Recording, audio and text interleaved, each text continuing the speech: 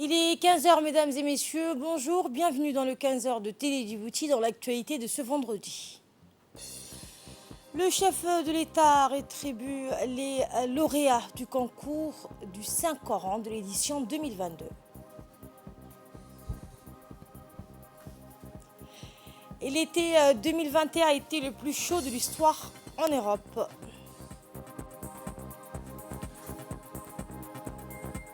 C'était les titres, bonjour et merci de nous accueillir chez vous. Le président de la République, Ismaël Omar Guelleh, a rétribué les lauréats du concours régional de lecture du Saint-Coran de l'édition 2022, dont la finale a été organisée mercredi au Palais du Peuple par le ministère des Affaires musulmanes et des Biens Warf. Organisée comme chacune de ces éditions qui interviennent dans le mois béni du Ramadan à Dar al-Goud, la résidence privée du chef de l'État à Haramous, cette cérémonie a valeur de couronnement d'une compétition entre des ressortissants issus de l'ensemble de la région sur la mémorisation du Saint-Coran.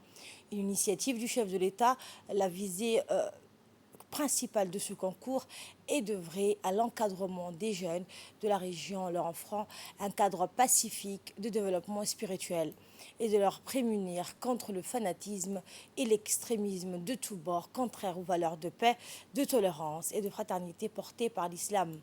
Eh bien, sous l'égide du président Guelleh, le concours régional de lecture du Saint-Coran est érigé en vecteur phare de prévention au phénomène de radicalisation religieuse dans cette partie du monde, théâtre souvent de violences perpétrées injustement sur le principe donc de prétendue conviction religieuse. À ce titre, ce concours correspond à un additif au combat légitime engagé à différents niveaux par notre pays dans la lutte contre l'obscurantisme et l'intolérance sous toutes ses formes.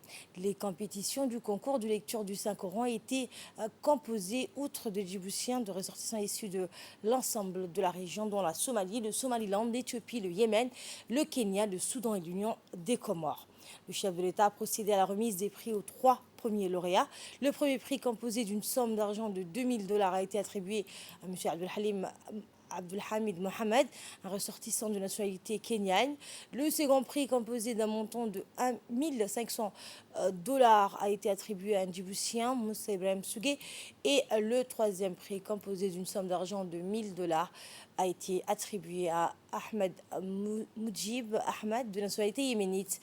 À noter que chacun des trois lauréats a reçu un exemplaire du Saint-Coran. Le Premier ministre Abdelkader Kamel Mohamed et le ministre des Affaires musulmanes et des Biens Warf, Momin Hassan Balé, entouré des principaux responsables de son département, en prépare à cet événement. À l'issue de cet événement, le directeur général de l'Institut Al-Wasatiyah, Al-Saleh Ahmed Abdallah, s'est dit heureux de prendre part à ce concours de mémorisation du Saint-Coran qui a pour principal objectif, a-t-il dit, d'encadrer les jeunes de la région en leur offrant un cadre pacifique de développement spirituel. M. Al-Salah Ahmed Abdallah a par la suite remercié le président de la République et le ministre des Warf et des Affaires islamiques pour l'organisation de ce concours. Le ministre de l'économie et des finances, Ilyas Moussa Douale, a dans l'après-midi d'hier participé à la 12e réunion de table ronde ministérielle de l'initiative Corne de l'Afrique qui a eu lieu donc à Washington dans le cadre des assemblées annuelles de la Banque mondiale et du FMI. En vidéoconférence, cette réunion a réuni les ministres des Finances de Djibouti, d'Éthiopie, du Kenya, de la Somalie, de l'Érythrée, le Soudan, ainsi que la Banque africaine de développement, l'Union européenne, la Banque mondiale et enfin l'IGAD. Lors de cette réunion, les ministres et les partenaires ont passé en revue la dynamique actuelle de la région l'état de préparation et de mise en œuvre des projets, mais aussi les actions politiques pour promouvoir l'intégration régionale et ainsi envisager les priorités pour les mois à venir. Lors de cette rencontre, le ministre des Finances, Ilyas Moussa Douale, a dans son allocution fait état de la crise que figure la Corne de l'Afrique, mais aussi a exprimé l'urgence de venir en aide à la Somaliland qui a été frappée par un incendie avec des pertes énormes. Le ministre de la Santé a invité autour d'un iftar collectif l'ensemble du corps médical, cadres et techniciens de santé, tout catégorie confondue, exerçant sur l'étendue du territoire. Donc sur toute l'étendue du territoire, c'était au Sheraton Hotel.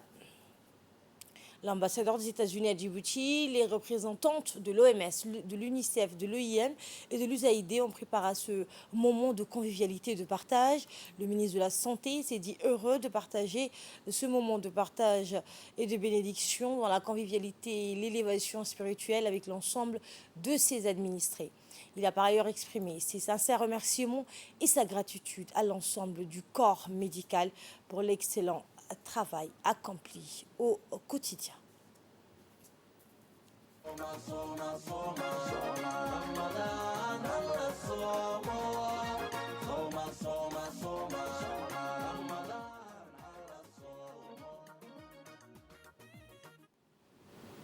Remise de prix aux lauréats du concours de bande dessinée 2022. Le département de la cinématographie a abrité hier la cérémonie de remise de prix aux heureux lauréats du concours de bande dessinée organisé par le ministère de la Jeunesse et de la Culture dans le cadre de la célébration de la Journée mondiale de l'art.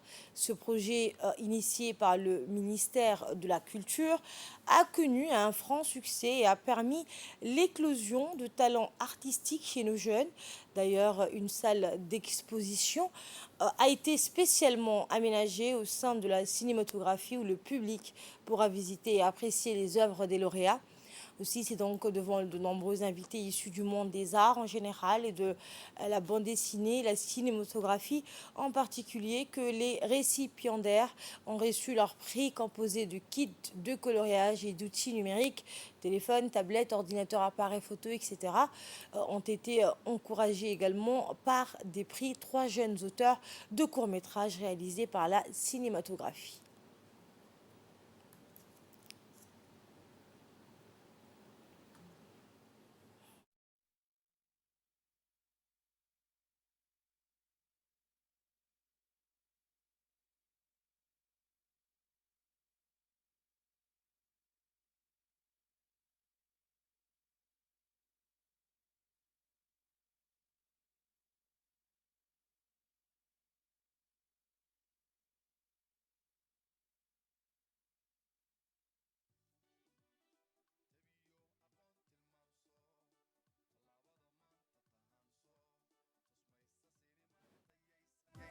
tusmaysa sinimaga tayaysan tusmaysa sinimaga tayaysan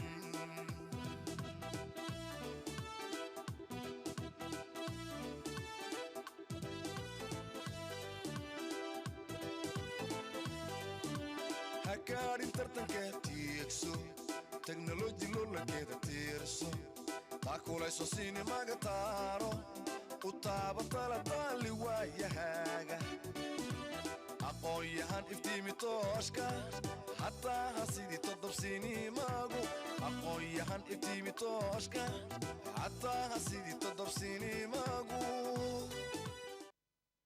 Écoutons le mot d'un des conseillers techniques de la ministre de la Culture.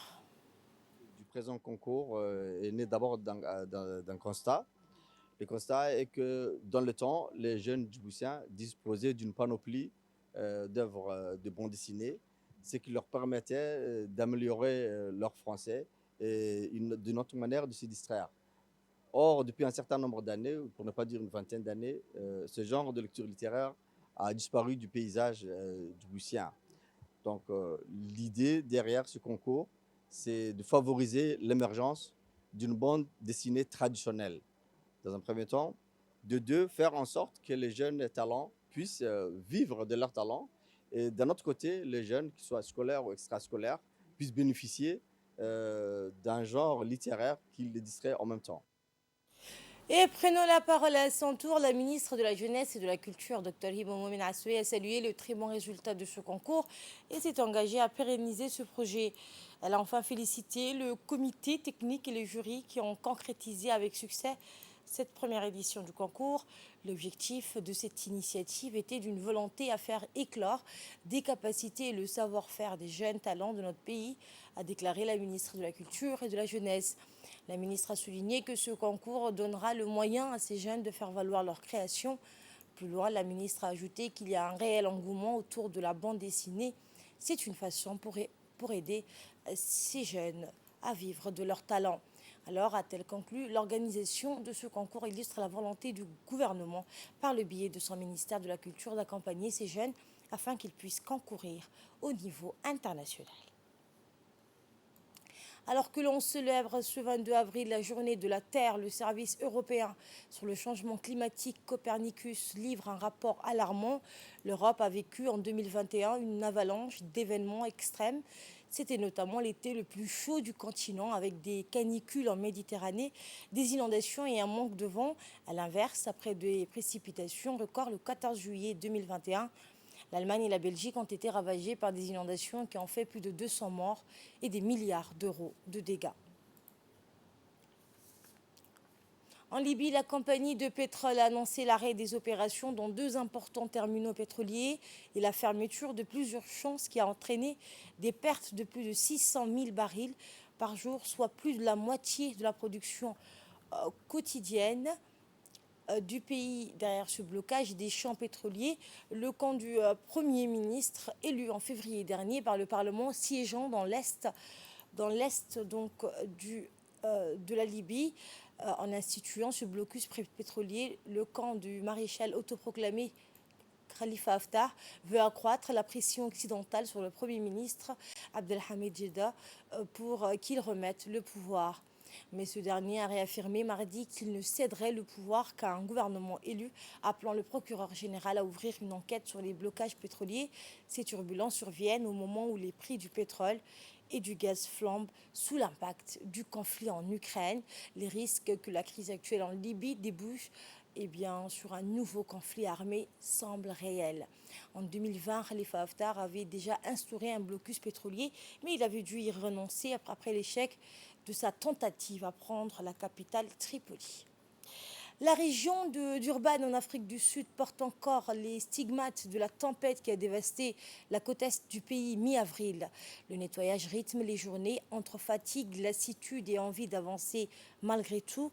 Assis au bord d'une route sous un soleil de plomb, les Sud-Africains, des Sud-Africains de la banlieue de Durban attendent depuis des heures une livraison d'eau potable, le 10e jour sans eau depuis les inondations meurtrières. Au moins 435 personnes ont été tuées et des milliers sont sans foyer après les fortes pluies qui ont duré une semaine. La plupart des victimes ont été recensées dans la région de la ville portuaire de 3,9 millions d'habitants dans le KwaZulu-Natal. Les crues et les glissements de terrain ont détruit routes, ponts et canalisations. Les camions citernes envoyés par les autorités ne sont pas arrivés jusqu'ici à Marianne Hill. Un véhicule est bien passé vide. Le chauffeur a promis donc de faire le plein et de repasser. C'était il y a 4 heures. Depuis, toujours rien. L'armée sud-africaine a annoncé avoir déployé pour l'instant 400 soldats sur un total de 10 000 prévus dans les opérations de secours.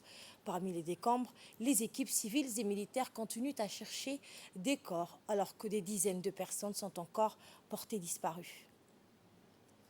C'est tout pour ce JT Week-end. Merci infiniment de l'avoir suivi. Prochain rendez-vous, j'aurai le plaisir de vous retrouver à 22h pour un nouveau journal. Restez avec nous, le programme continue sur Télé Djibouti.